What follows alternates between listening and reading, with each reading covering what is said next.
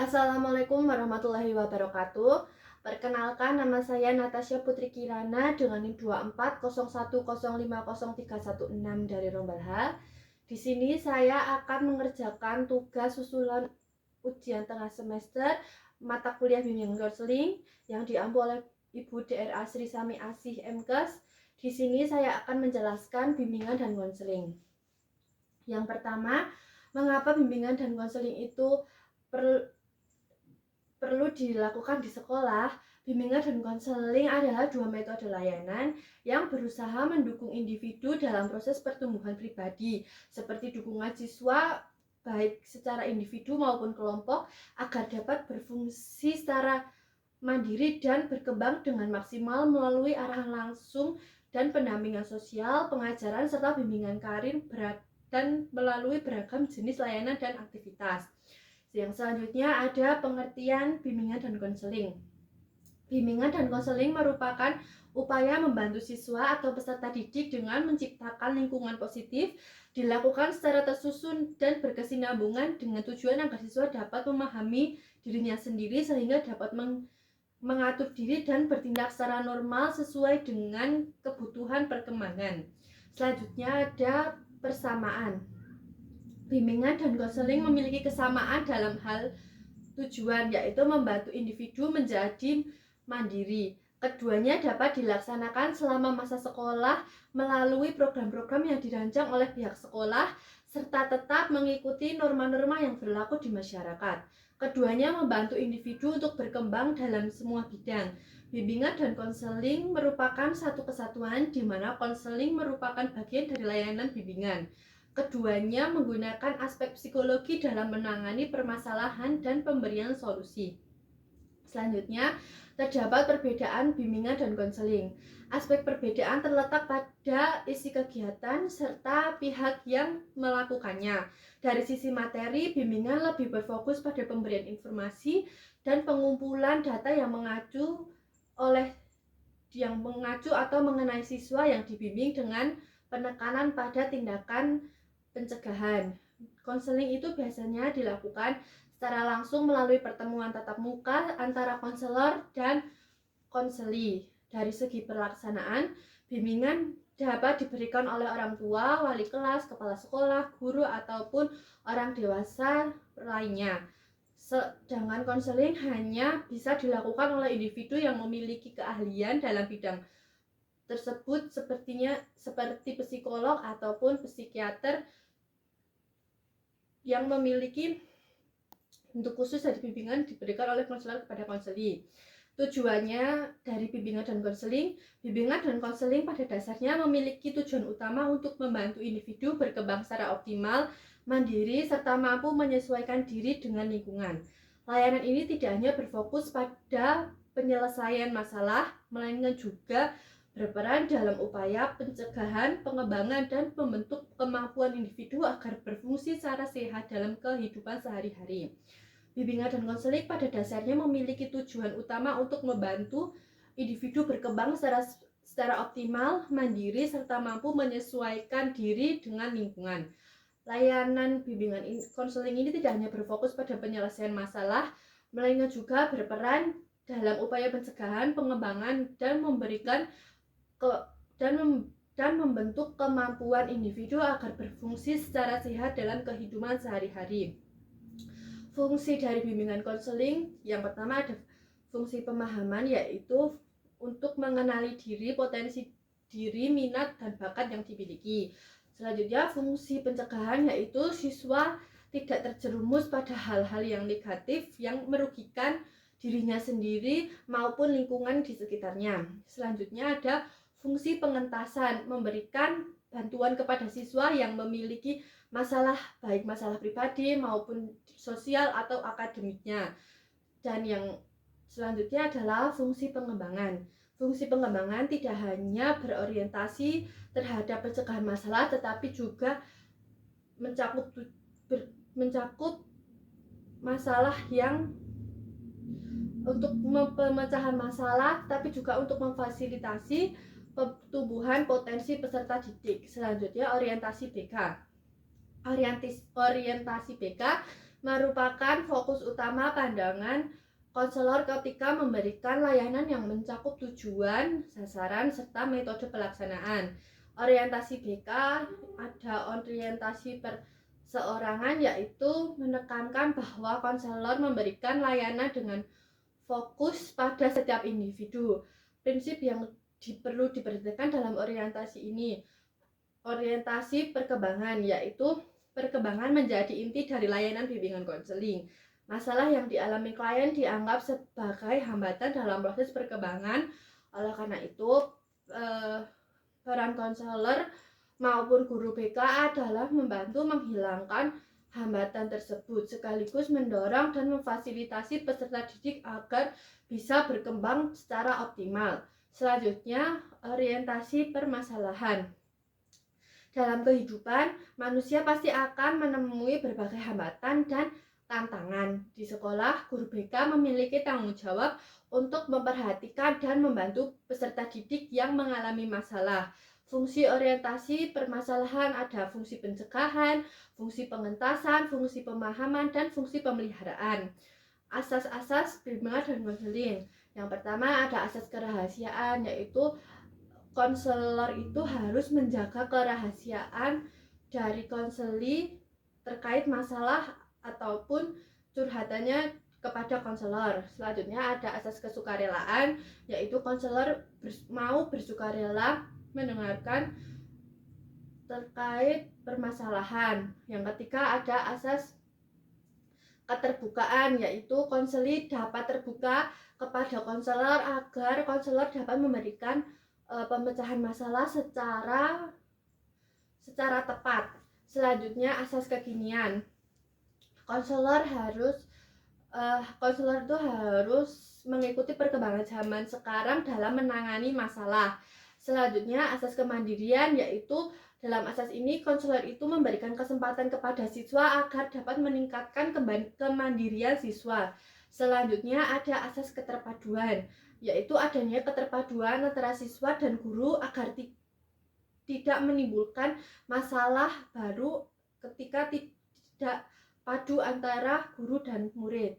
Yang selanjutnya asas kenormatifan, yaitu dalam bimbingan konseling itu harus sesuai dengan norma yang berlaku di lingkungan sekitar agar tidak menimbulkan masalah di lain hari. Selanjutnya ada asas keahlian. Di bimbingan konseling ini harus memiliki orang yang menangani itu harus memiliki keahlian di bidang tersebut supaya saran ataupun saran yang diberikan itu tidak salah. Selanjutnya adalah prinsip-prinsip BK. Yang pertama adalah prinsip umum. Bimbingan bertujuan untuk memberikan dukungan agar orang yang dibimbing dapat mengelola hidupnya dan mengatasi berbagai tantangan. Bantuan yang diberikan harus disesuaikan dengan kebutuhan orang yang dibimbing. Bimbingan berkaitan dengan perilaku dan sikap individu tersebut. Proses bimbingan dan konseling dimulai dengan mengenali kebutuhan yang dialami oleh orang yang dibimbing. Usaha dalam memberikan bantuan harus dilakukan dengan cara yang fleksibel. Prinsip-prinsip khusus yang berhubungan dengan siswa itu adalah layanan bimbingan dan konseling perlu disediakan untuk seluruh siswa dan diperlukan adanya kriteria untuk menentukan prioritas layanan bimbingan dan konseling bagi setiap individu atau siswa. Program bimbingan dan konseling harus berfokus pada siswa. Prinsip yang berhubungan dengan pengorganisasian dan manajemen pelayanan bimbingan konseling itu ada kegiatan bimbingan dan konseling harus dijalankan sesuai dan terencana. Program bimbingan dan konseling harus dirancang sesuai dengan kebutuhan di sekolah tersebut, dan bimbingan konseling tersebut sebaiknya dilakukan dalam konteks individu atau kelompok sesuai dengan permasalahan yang dihadapi oleh dan metode yang digunakan untuk menyelesaikannya. Selanjutnya ada landasan BK.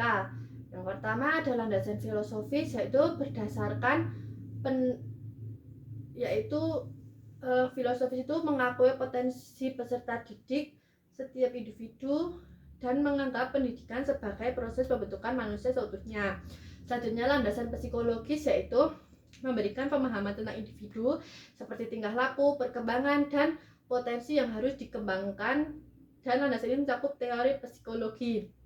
Selanjutnya ada landasan sosial dan budaya, yaitu mempertimbangkan faktor-faktor sosial dan budaya yang mempengaruhi individu karena lingkungan hidup sangat mempengaruhi perilaku.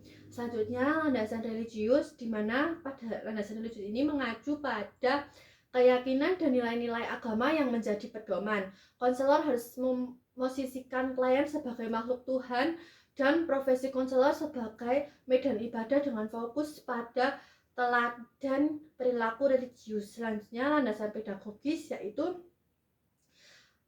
menganggap BK sebagai bagian integral atau bagian dari pendidikan untuk membantu peserta didik berkembang secara optimal terkait erat dengan kemampuan mengelola pembelajaran yang efektif. Selanjutnya landasan ilmu pengetahuan dan teknologi, yaitu menekankan bahwa kegiatan BK harus didasarkan pada dasar keilmuan dan teknologi yang profesional untuk pelaksanaannya. Selanjutnya ada landasan yuridis formal yang didasarkan pada peraturan perundang-undangan di Indonesia. Ini diatur dalam Undang-Undang Nomor 20 Tahun 2003 tentang Sistem Pendidikan Nasional dan Permendikbud Nomor 111 Tahun 2014 yang mengatur hak peserta didik untuk mendapatkan layanan bimbingan dan konseling. Selanjutnya, kedudukan bimbingan dan konseling. Kedudukan bimbingan dan konseling adalah sebagai layanan pendukung integral dalam sistem pendidikan untuk membantu siswa berkembang secara optimal, mandiri, dan memiliki konsep diri yang jelas. BK berfungsi untuk membantu siswa dalam berbagai aspek seperti aspek pribadi, sosial, belajar, dan karir, bukan sebagai mata pelajaran, serta berperan penting dalam menciptakan lingkungan belajar yang kondusif. Selanjutnya ada 3 wilayah atau bidang dalam penyelenggaraan pendidikan formal. 3 bidang atau wilayah utama dalam penyelenggaraan pendidikan formal adalah manajemen dan kepemimpinan, pembelajaran yang mendidik, dan bimbingan konseling. Ketiga wilayah ini saling berkaitan untuk mendukung pengembangan peserta didik secara optimal baik secara akademik, sosial, maupun pribadi. Yang selanjutnya ada wilayah manajemen dan kepemimpinan yang mencakup segala fungsi yang berkaitan dengan tanggung jawab, pengambilan kebijakan, serta kegiatan pengelolaan dan manajemen sekolah secara keseluruhan.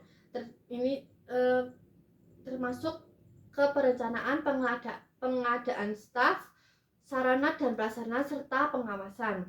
Selanjutnya, wilayah pembelajaran yang mendidik, yaitu meliputi semua bentuk pengembangan kurikulum, perencanaan, dan pelaksanaan pengajaran yang bertujuan untuk memfasilitasi pembelajaran siswa secara efektif.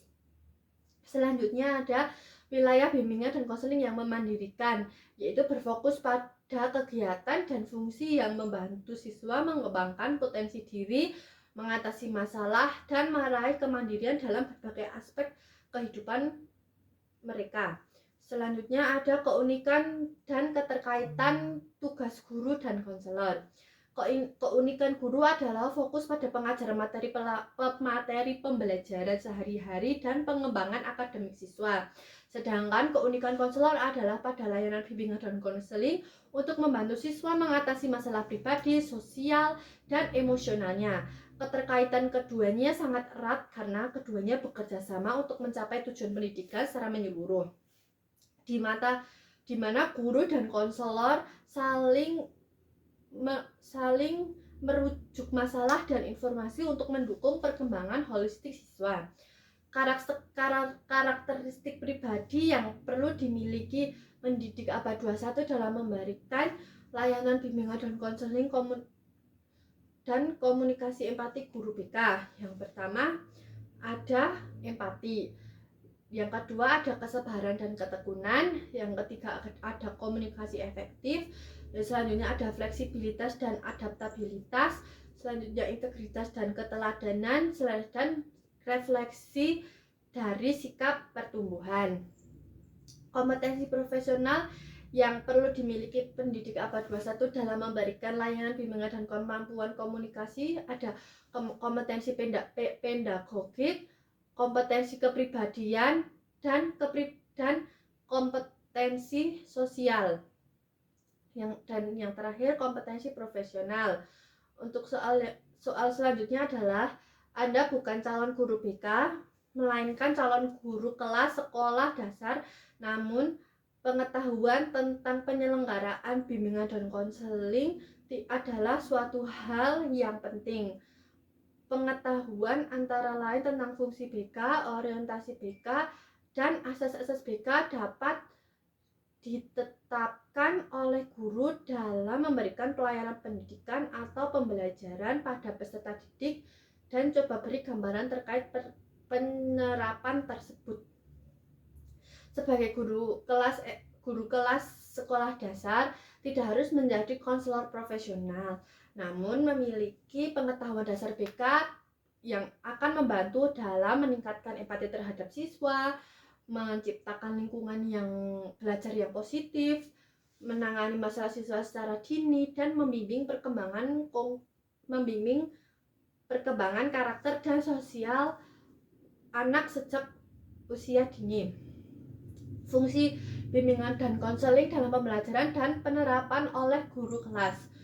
BK memiliki beberapa fungsi utama yang harus diterapkan dalam konteks di kelas. Yang pertama ada fungsi BK dan penerapannya dalam guru kelas itu, guru memahami karakteristik siswa seperti minat, bakat, kesulitan belajar, dan kondisi emosional. Misalnya guru mencatat siswa yang sering menyendiri dan mencari tahu penyebabnya. Selanjutnya orientasi BK dan penerapannya di kelas sekolah dasar. BK memiliki beberapa orientasi yang berorientasi pada perkembangan dan pencegahan, perbaikan, dan pemberdayaan. Dalam guru kelas sekolah dasar, penerapannya dapat dilakukan dengan guru tidak hanya fokus pada nilai akademik, tapi juga harus berfokus pada perkembangan emosi, sosial, dan moral siswa. Misalnya guru melatih kerja sama dan empati melalui kegiatan kelompok. Asas BK relevansinya bagi guru kelas yaitu beberapa asas penting BK yang juga dapat diterapkan oleh guru kelas. Ada kerahasiaan, yaitu guru menjaga privasi siswa saat mengungkapkan masalah pribadi, tidak menceritakannya ke guru lain atau ke teman sekelasnya tanpa seizin dari peserta didik. Selanjutnya ada kesukarelaan, yaitu guru tidak memaksa siswa untuk bercerita atau membuka diri kepada guru kelas, melainkan dapat membimbingnya dengan membangun hubungan yang nyaman. Selanjutnya ada asas keterbukaan, yaitu guru bersikap terbuka terhadap pendapat dan perasaan siswa. Sekian penjelasan mengenai bimbingan dan konseling. Apabila ada kesalahan dalam penyampaian ataupun dalam tata bahasa, saya memohon maaf. Sekian dari saya. Wassalamualaikum warahmatullahi wabarakatuh.